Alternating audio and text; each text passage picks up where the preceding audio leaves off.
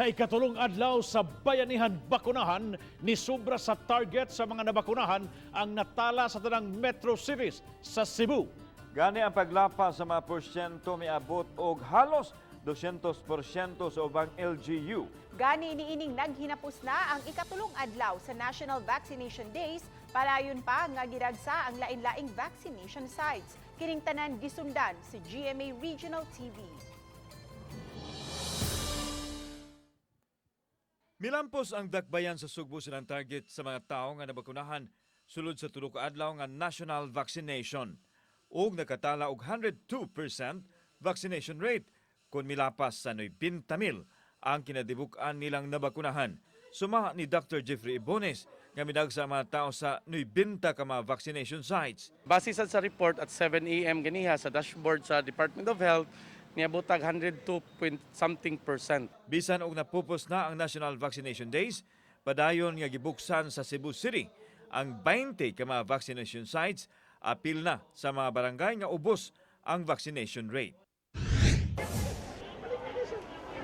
Sa Mandaue City, 22,512 ka mga tao ang target nga babakunahan sa LGU sa tulo ka adlaw nga Bayanihan, Bakunahan. Apan human sa tulo ka adlaw nga subsub nga pamakuna, miabutanan sa 25,640 ang ilang naserbisyuhan o 113.89% sa ilang target. Malipayon ang syudad sa pagsanong sa mga Mandawihanon alang sa vaccine protection batok sa COVID-19.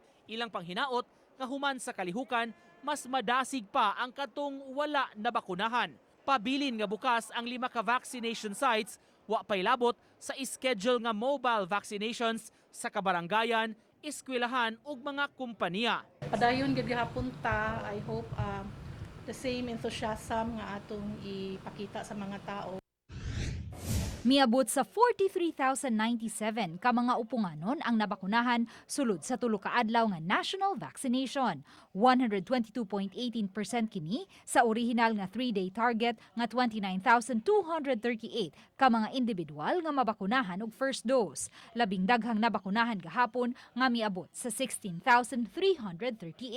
Magkapas tagamay sa second dose, pero ang akong i-explain nga mosaka na atong maayo atong second dose ari sa close to Christmas kay ang katong ipang bakunahan nato nga tag 11,000 12,000 nga first dose balik pa to sila second dose close to Christmas. Sa tibok Central Visayas, ang Lapu-Lapu City ang nag-una nga nakakabot og 184% sa kinatibukan nga nag-first dose ug nag-second dose. Subay niini, nahurot-hurot na usab ang vaccine allocation sa dakbayan. Well, admittedly nananghid nako sa Visayas Vaccination Operation Center yesterday nga mogamit ta sa stock nato sa second dose.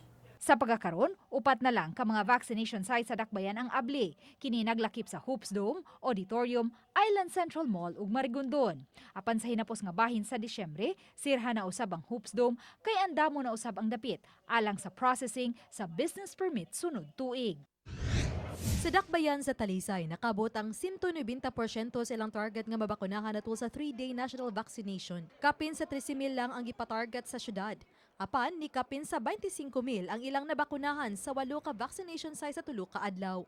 Tungod niini, kapin sa 70% na sa target nga 170,000 ka mga Talisaynon ang nakapabakuna na sa first dose.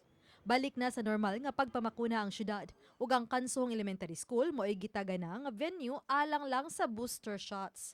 Apan gilinyahan gihapon ang tulo ka major vaccination sites sa Gaisano SRP, Lagtang Gym ug Star Mall.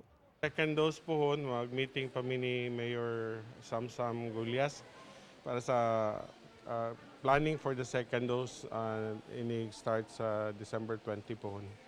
Ako si Famary Dumabo. Ako si Nico Sereno. Ako si Luan Merondina. Ako si Alan Domingo.